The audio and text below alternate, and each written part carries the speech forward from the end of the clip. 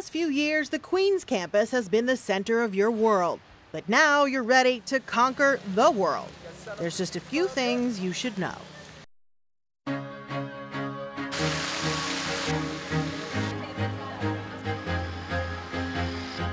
This trip will change your life, and it will be something that you can cherish forever.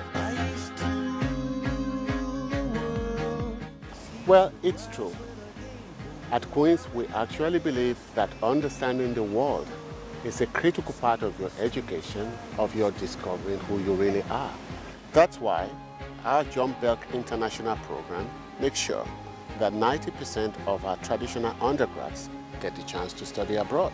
Now it's your chance. We wish you happy and safe travels.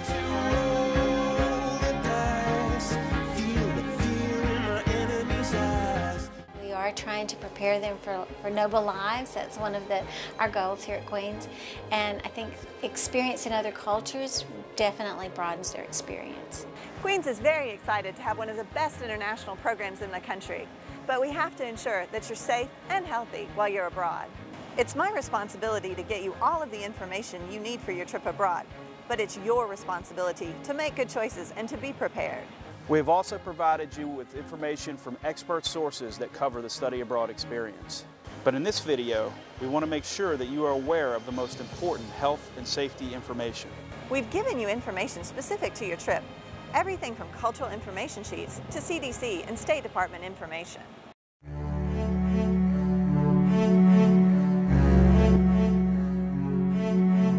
I went to Paris and London. William Ward is a marketing senior. He had the time of his life on his JBIP trip. Best part of the trip was when our advisors just turned us loose. Senior Michael Fleming, I think one of the most memorable days was going to Pompeii. Visited Italy, so we asked them and others for some advice to make sure you make the most of your trip. To keep your mind open to new experiences and really just to have fun. Yeah, we'll get to that. But first, what you need to know before you go. I really suggest researching ahead of time and looking at the countries that you're interested in and the background and the culture, and just getting to familiarize yourself with a lot of the events and beliefs and ideas. But you always want to have a very good guide. Wherever you're going to go, if you have a good guide, it can show you the sites you want to see. So if you're interested in art, you might be able to go to a Picasso museum. If you're interested in bullfighting and you're in Sevilla, you can go to bullfight. So have a good guide with you. While you're checking up on your country, check in with the Health and Wellness Center on campus.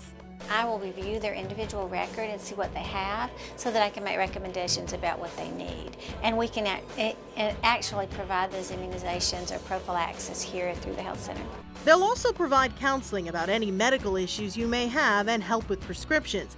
If you're on regular medicine, make sure you bring enough for your whole time abroad and have original copies for your prescription.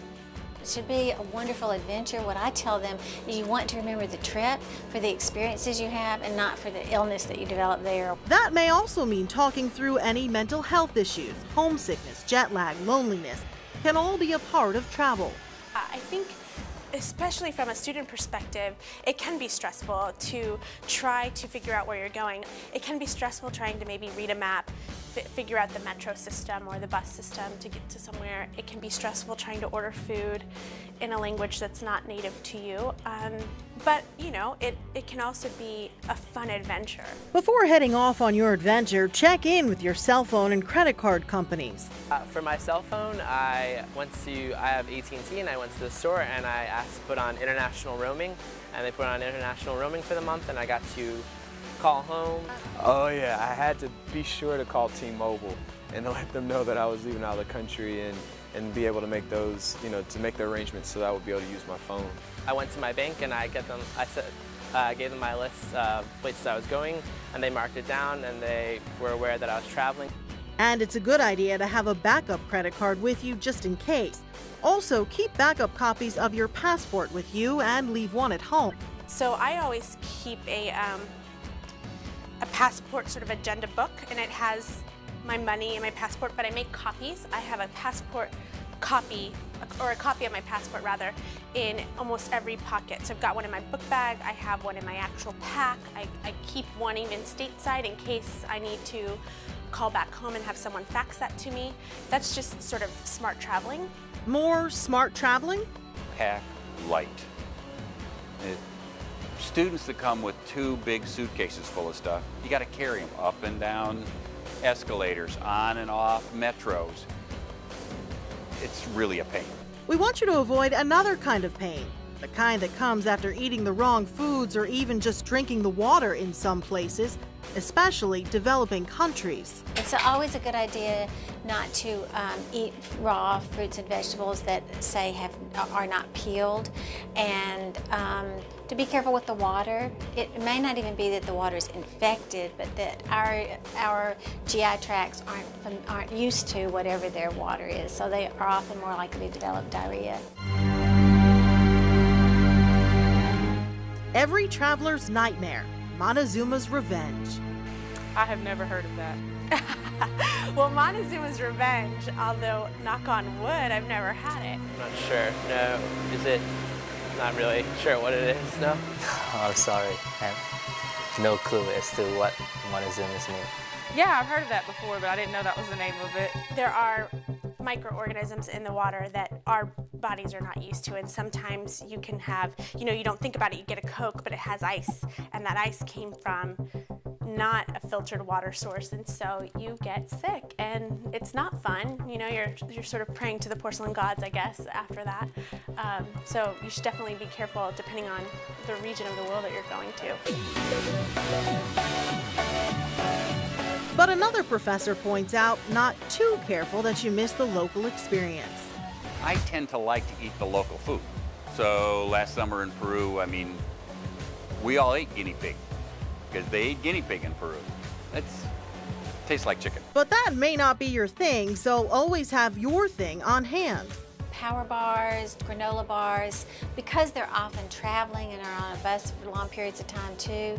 Maybe if they miss breakfast, which often they're running late, trying to get on the bus, to have snacks like that is a really good idea. Another good idea, Queens Campus Police Chief Johnny Ravenel says don't get for a pickpocket. Make yourself a part of the community that you are in. And by making yourself a part of it, what I mean by that is, don't be so obvious that you are an American. Let's leave the Panthers, the Washington Redskins, the Dallas Cowboy gobs back at home. And he says always travel in groups, especially women. Women need to remember that not all cultures around the world view women as Americans do. Respect local customs and be aware of cultural differences. But the buddy system is absolutely necessary. I don't care, girl or guy. You are navigating a foreign country, and it is difficult, even if you do know the language. We're not familiar with the road systems. We're not familiar with transportation. So it is imperative that you always bring somebody along with you. There's safety in numbers, and we don't mean that as sort of a threat. Let some of your other members, traveling members, know what your itinerary is prior to taking off on your own. That way, someone could follow up and say, well, they were going to be here.